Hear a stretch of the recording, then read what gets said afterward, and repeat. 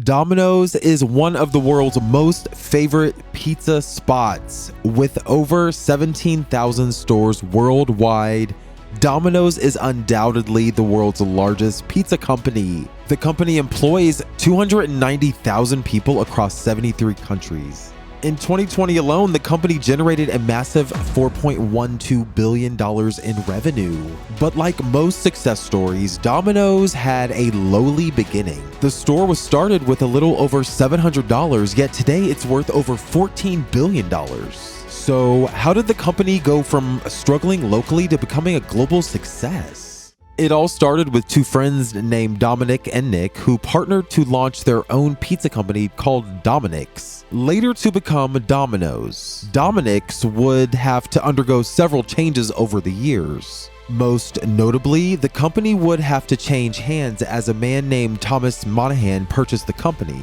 Tom was struggling financially at the time, so he bought Dominic so he could raise extra cash while he was in school studying architecture. Little did Tom know, he found his calling in life. Unlike many CEOs, Tom Monaghan found his entrepreneurial success in the dream of others. However, his strong work ethic was the huge difference when it came to how the company turned out.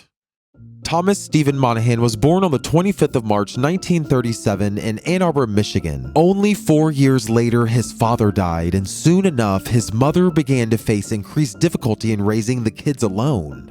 Things got worse for Tom when he was 6 years old. His mother, unable to keep up with the difficulty of raising them, gave away her two sons to an orphanage.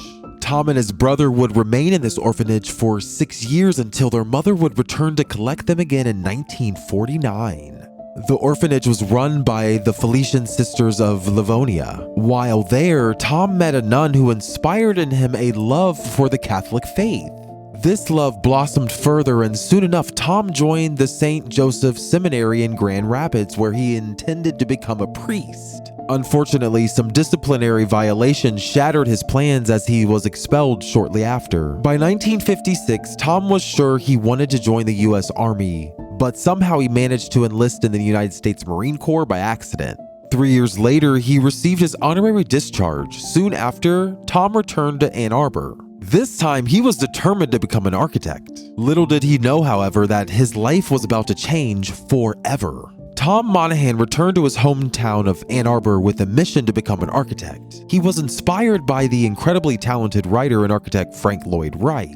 To become an architect, Tom would need a degree, and so he enrolled in the University of Michigan. While at school, funds were tight, and so Tom needed a way to raise cash. Thankfully, an opportunity presented itself. Two men named Dominic and Nick came together to form a pizza store named Domi-Nick's. The store was located at 301 West Cross Street, Salanti, Michigan.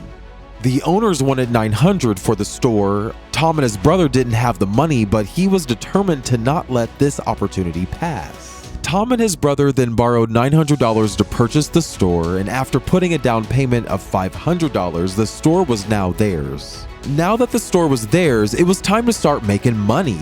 Unfortunately, that was not the case, at least not yet. Business got off to a rough start. Tom bought the store with the aim of paying his bills in school, but now the business was on its last legs, and so Tom had to put all of his time in. As Tom recalled, "The pizza business was losing so much money I never got back into architecture." For his brother James, however, it was a different choice. James was a postman and his job came with a pension and other benefits. Considering that most restaurant businesses fail, James was reluctant to leave his job and work full-time at the restaurant, just like his brother had done, and soon enough, James was considering selling his share of Domino's. 8 months after acquiring the store, James came up with an offer. He offered his stake of the company to his brother Tom in return for something rather unexpected. He asked to be paid with the company's delivery car, a used 1959 Volkswagen Bug. Tom agreed, and soon enough, he was the sole owner of Domino's.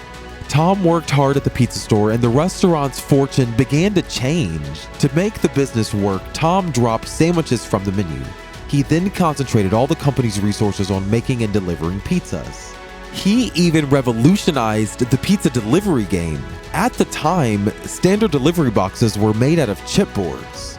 The downside to these boxes was that the pizzas could not be stacked, otherwise the pizzas would be crushed inside the boxes. So Tom came up with a new design for the pizza box. He used an insulated material to make the box. This new design was sturdy enough to allow stacking of the boxes without damaging the pizzas. The insulation then kept the pizzas warm for a pretty long time. These new tweaks to the company's delivery system helped the company take off. The new design helped the company deliver a high number of pizzas per trip. In 1965, business had been so favorable that Tom purchased 2 more pizza stores in the same county. Unfortunately, Domi-Nick's previous owners wrote to Tom asking him to stop using Domi-Nick's name. Tom then changed the company's name to Dominoes, and shortly after, he renamed the company again. This time, the company was called Domino's Pizza Company. Soon enough, Tom Monaghan began to operate a tightly controlled franchising system, one that helped the company grow rapidly. At the time, the original logo featured only 3 dots, which represented the 3 stores owned by the company. Tom had the ingenious idea of adding a new dot to the company's logo every time the company added a new store. Fortunately, Domino's Pizza grew so rapidly that the idea became impractical. From 1967 to 1978, Domino's grew exponentially. From only 3 stores in 1965, the company grew to 200 stores by 1978. Even though Domino's was becoming a household giant in the United States, Tom was still thinking about taking Domino's global. The company increased the number of its stores to 200 in 1978. By the early 1980s, the company had surpassed 800 stores and was now nearing the 1,000 mark. With plans for international expansion finalized, Domino's opened its first store outside the US in Winnipeg, Manitoba, Canada on the 12th of May, 1983. Later that year, Domino's opened its 1,000th store in Vancouver, Washington. 2 years later, Domino's entered the UK and Japan. By 1993, they broke a record by becoming the 2nd American franchise to open a store in the Dominican Republic. In Haiti, under the direction of Luis de Jesus Rodriguez, Domino's opened their store, becoming the first American franchise to open in the country. In 1995, Domino's had blown up all over the world, and they now boasted a massive 1,000 stores internationally. That same year, Domino's Pizza entered the People's Republic of China through a group known as the Pizza Fast Food Group. 2 years later, the company added another 500 international stores, taking the company's total to 1,500 international stores. After being privately owned for 44 years, Domino's Pizza went public. The company was also named Chain of the Year by Pizza Today magazine in the years 2003, 2010, and 2011. The company then shortened its name to Domino's in 2012, and by 2014, the company boasted 5,000 international stores in over 90 countries on the globe. The company has adapted well to the technological age, and the company was one of the first fast food delivery stores to launch its website and a mobile app. Some of Domino's biggest successes happened after Tom had left the company. While at the company, Tom had a knack for purchasing high luxury items, which included several houses styled after the great Frank Lloyd Wright. Tom, who was a fan of Frank Lloyd Wright's accessories, became his biggest collector. He also purchased the Detroit Tigers in 1983. The company then went on to win the World Series a year later. That same year, he was awarded the Golden Plate Award of the American Academy of Achievement. Tom also purchased several exclusive high-end luxury cars, including Bugatti Royale, that cost him a whopping $8.1 million. Little did Tom know, his life was about to change. One day, Tom came across a book called Mere Christianity by C.S. Lewis. While reading the book, Tom came across a chapter on pride that inspired him to give up his lavish and extravagant lifestyle. After opening the Mater Christi Foundation in 1983, Tom now decided to open another one. In 1998, he opened the Ave Maria College in Salanti, Michigan. He also opened the Ave Maria University near the east of Naples, Florida.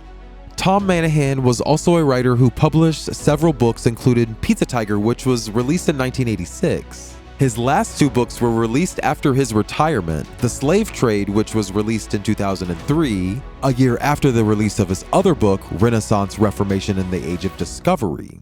Tom Monaghan teaches us many lessons about success. Firstly, Tom teaches us that there is no success without sacrifice. After purchasing the pizza company, Tom had to leave school to focus full-time on the business, otherwise the business would close down.